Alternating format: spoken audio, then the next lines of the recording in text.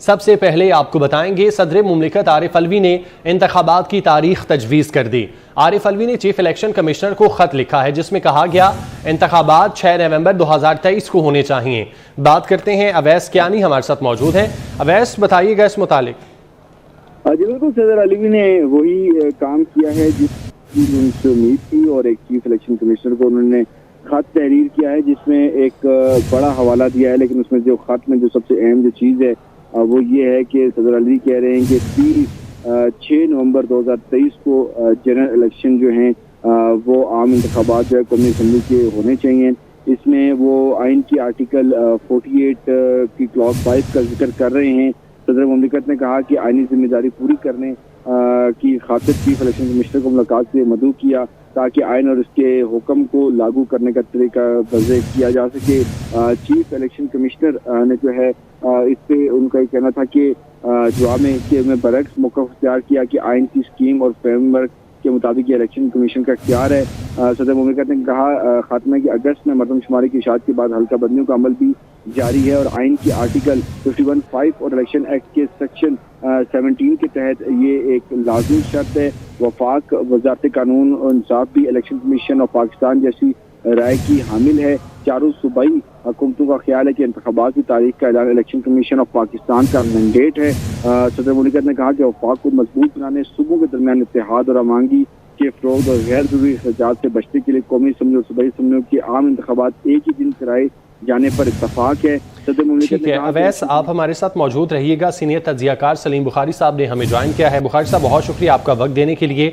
सदर आरिफ अलवी की जानिब से इंतखाबात की तारीख अब तजवीज़ कर दी गई है। चीफ इलेक्शन कमिश्नर को उन्होंने खत लिखा है, कैसे देखते हैं आप इसको? देखिए, तजवीज़ की हद तक तो ये बात ठीक है, इलेक्शन कमीशन को ये कंसिडर करना चाहिए, लेकिन फैसला अल्टीमेटली उसने करना है कि किस तारीख को इलेक्शन होंगे। ये देखते जाते सदर साहब ने एक पंगा किया है, इसलिए कि पार्टी की तरफ से, पार्टी के चीफ की तरफ से काफ़ी प्रेशर था उनके ऊपर।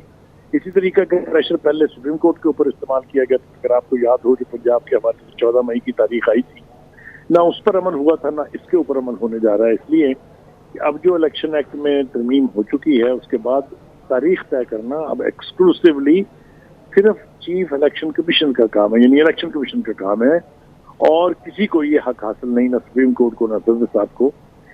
तो जैसा मैंने कहा कि ये जाते जाते जो पंगे हो रहे हैं सुप्रीम कोर्ट में भी आप देख लें, वहाँ भी जो हालत है। इसी तरह से सदर मुमलिकत साहब हैं, कभी वो एक प्राइवेट ट्वीट करके कहते हैं कि मेरे मातहत मेरा कहना नहीं मानते। मुझे समझ में नहीं आती कि किसने सदर बनाया इनको, किसने इनको ये कहा था कि आप बजाय इसके कि एक्शन लें उनके खिलाफ जो आपका कहना नहीं मानते, आप प्राइवेट ट्वीट करके आप लोगों से अपने जराइम की माफिया मांग रहे हैं। तो एक अजीबोगरीब किस्म की कैफियत है। मेरा नहीं ख्याल कि इसको दरखुर इतना समझना चाहिए। उन्होंने पार्टी का प्रेशर जो है उसके जवाब के तौर पर खत जरूर लिख दिया है, लेकिन वो हुक्म नहीं है कि आप इस तारीख को इलेक्शन जरूर कराएं। तजवीज़ दे दी की हद तक ठीक है, ये जिसको कहते हैं कि दाखिल दफ्तर हो जाएगी ये। और जो सूरत हाल आपको अवैस कियानी बता रहे हैं, मेरे ख्याल से उसको अगर आप ज़हन में रखें तो ये लग ही नहीं रहा कि ये इलेक्शन इनकी तजवीज़ करता तारीख पर हो जी। अच्छा बुखारी साहब, इससे पहले भी सदर की जानिब से इलेक्शन कमीशन को खत लिखा गया था और मुलाकात के लिए भी कहा गया था ताकि इलेक्शन तारीख पर बात की जा सके, जिसका जवाब भी इलेक्शन कमीशन की जानिब से दिया गया था कि आपका इख्तियार नहीं है। तो आखिर सदर आरिफ अलवी चाहते क्या हैं? जब उनके इख्तियार में कुछ है ही नहीं तो वो क्यों बार बार खत लिख रहे हैं? देखिए, अलवी साहब ने अपने पूरे इस टेन्योर में एक ही बात साबित करने की कोशिश की है कि मैं पाकिस्तान का सदर नहीं हूँ, मैं सिर्फ एक पीटीआई का वर्कर हूँ और जो अहकामात मुझे मिलेंगे मुझे आंखें बंद करके उन पर अमल करना है। यही किया उन्होंने। अभी हाल ही में मीडिया के ऊपर, नेशनल मीडिया पे, सोशल मीडिया पे ये बात गर्दिश कर रही थी कि अटक से उनको पैगाम दिया गया है कि तू अपनी खैर मना, अगर तुमने इलेक्शन की डेट का ऐलान ना किया तो उस यानी वार्निंग कह लीजिए, धमकी कह लीजिए, हैरासमेंट कह लीजिए, उसके तहत उन्होंने खत लिख मारा है। ना उन्हें इसकी इम्प्लीकेशंस का पता है, ना उनको ग्राउंड रियलिटी का पता है। अब इलेक्शन जो है वो होना है स्टेक होल्डर के साथ, मुशावरत के साथ, ये हमें कानून के माहिरीन बता रहे हैं।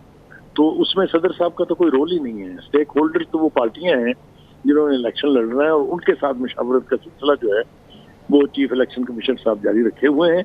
ग्रुपों में तमाम बड़ी पार्टियों के लोग उनसे मिल चुके हैं।